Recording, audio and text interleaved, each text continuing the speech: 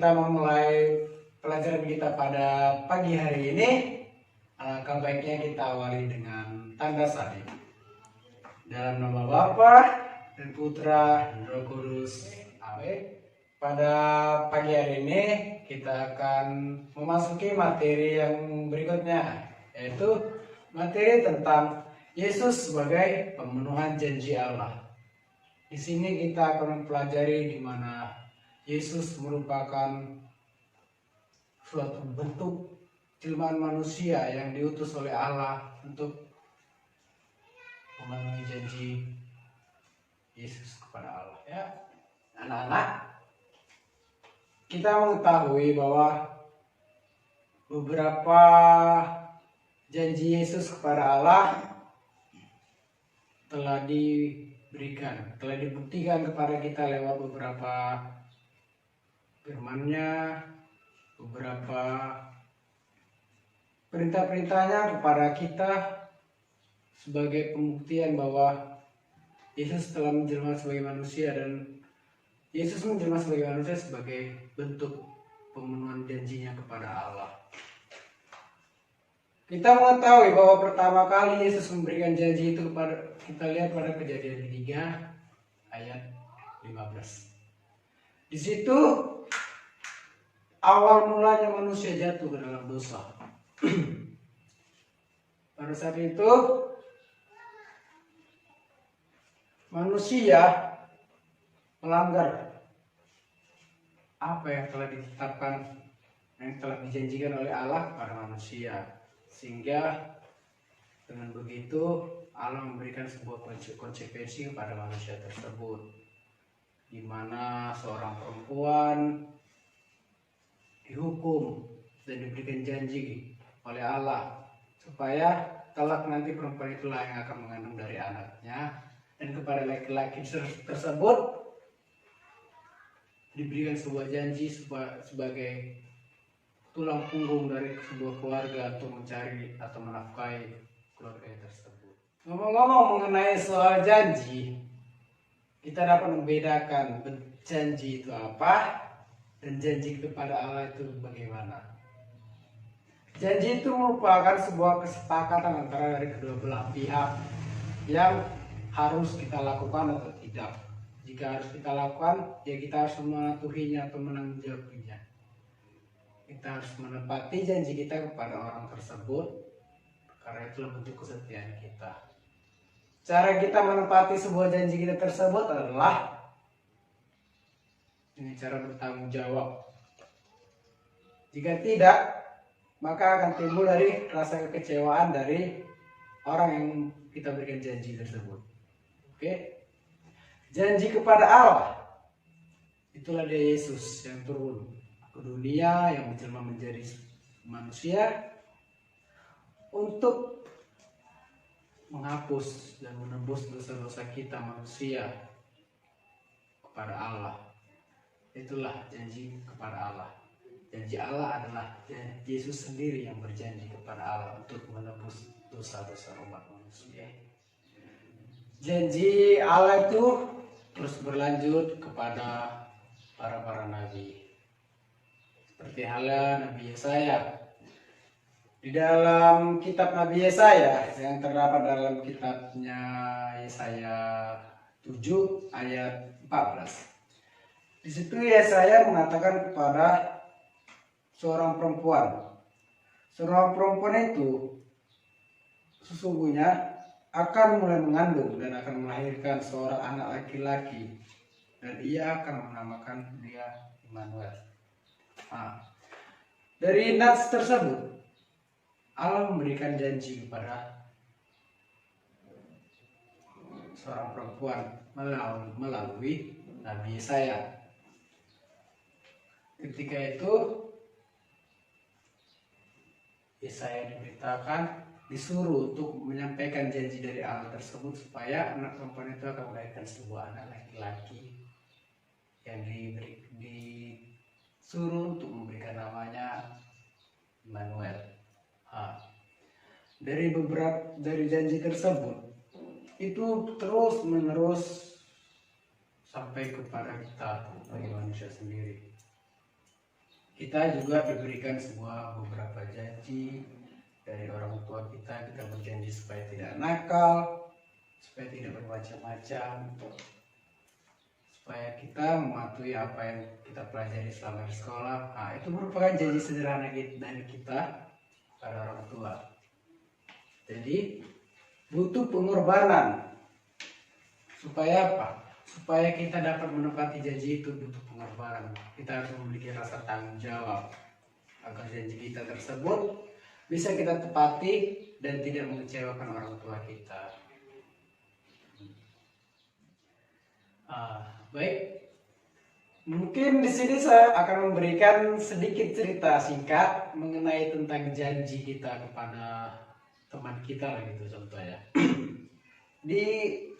Contoh, tidak diambil dari pengalaman siapa-siapa.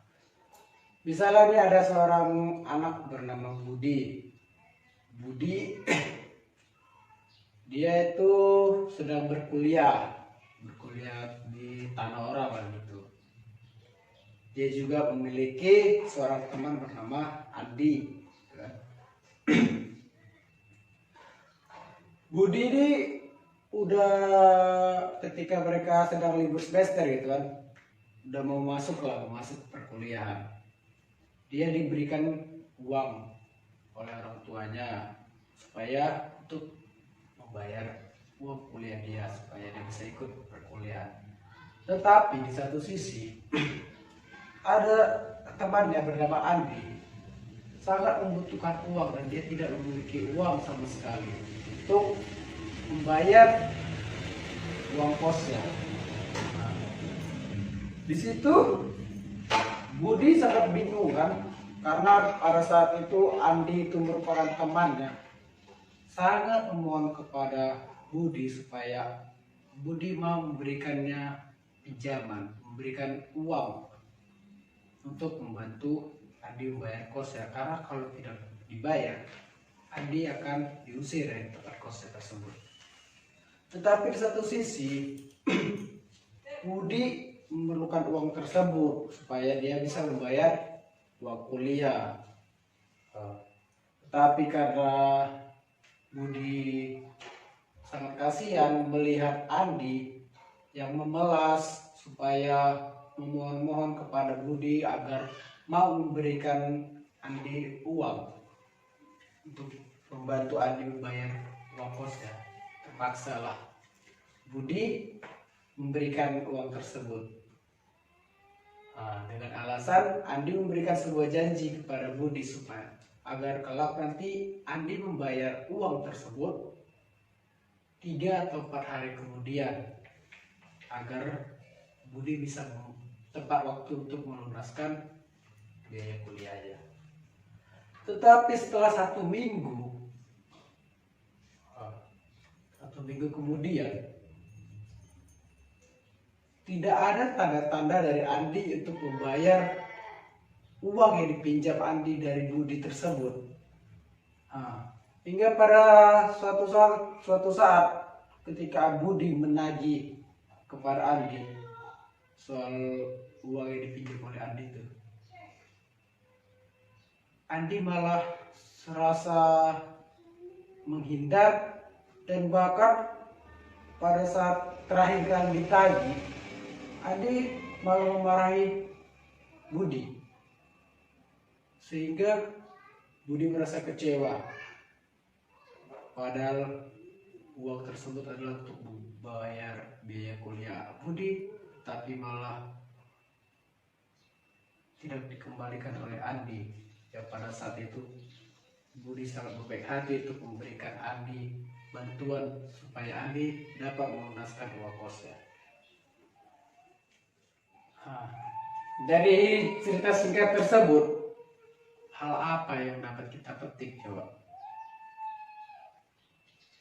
Dimana poin yang paling penting menurut kita lah, menurut kalian semua, dimana poin-poin paling penting mengenai soal janji tersebut yang dapat kita ambil dari cerita singkat tersebut?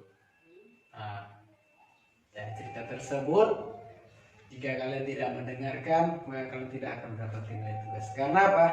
Dari cerita yang barusan saya berikan itu akan menjadi sebuah cerita, menjadi sebuah tugas kalian untuk dikumpulkan di pertemuan selanjutnya.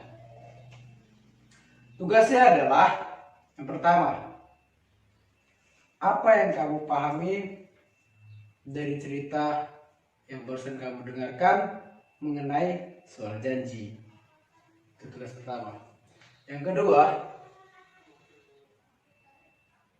tuliskan atau berikanlah salah satu contoh janji yang pernah kamu berikan kepada teman kamu. Kemudian yang ketiga, apa alasan kamu memberikan janji tersebut dan apakah kamu menepati janjinya atau tidak. Jadi dari 3 tugas tersebut akan kamu kumpulkan di minggu depan atau di pertemuan kita selanjutnya. Mungkin dari beberapa materi atau cerita singkat yang tadi, apakah ada beberapa yang pertanyaan yang ingin kalian ajukan? Saya Pak, apakah janji itu harus ditepati? Kalau misalnya kita berjanji tapi tidak kita tepati, bagaimana menurut Bapak? Apakah janji itu harus ditepati? Oke. Sebelumnya, mengapa kita harus berjanji coba? Kalau kita berjanji, nah itu berarti itu kesepakatan antara misalnya kan Irfan dengan Denny. Irfan memberikan janji kepada Denny kan. Jadi untuk apalah Irfan memberikan janji kepada Denny kalau tidak ditepati? Jadi janji itu memang harus ditepati. Kalau tidak ditepati, untuk apa Anda berjanji? Seperti itulah. Jika Anda telah memberikan janji tapi tidak ditepati, jelas seperti tadi Irfan memberikan janji kepada Denny kan. Irfan memberikan janji kepada Denny, tidak ditepatinya. Dan jelas salah satu sisi Denny akan kecewa karena apa? Irfan telah memberikan sebuah janji, misalnya janji membayar hutang gitu kan. Denny menagihnya, tapi kata Irfan apa? Udahlah itu ikhlaskan aja teh. Terus terang pasti Denny merasa kecewa, padahal Irfan telah menjanji bahwa hutang tersebut akan dibayar pada hari ini, tapi tidak ditepati. Dalam satu sisi, ketika janji tidak ditepati akan menimbulkan rasa kekecewaan kepada orang lain, orang yang menerima janji tersebut. Ketika kita tidak menepati janji tersebut, pasti kita tidak akan dipercaya lagi oleh orang lain. Karena kita sering kali berjanji tapi tidak kita tepati. Pasti sekali kita berjanji dan bahkan bersumpah untuk menepatinya, orang lain tidak akan percaya lagi kepada kita. Itulah konsekuensi kita ketika kita tidak menepati sebuah janji. Oke, sudah paham kan mengapa janji harus ditepati? Oke. Selanjutnya, apakah masih ada pertanyaan lain dari teman-teman lain ya? Tidak ada Pak. Oke, mungkin karena tidak ada lagi pertanyaan, ya kita sudahi aja lah pembelajaran kita pada hari ini. Satu kawan kalian pun juga udah pengen kan cepat-cepat istirahat, mungkin udah lapar kali perutnya.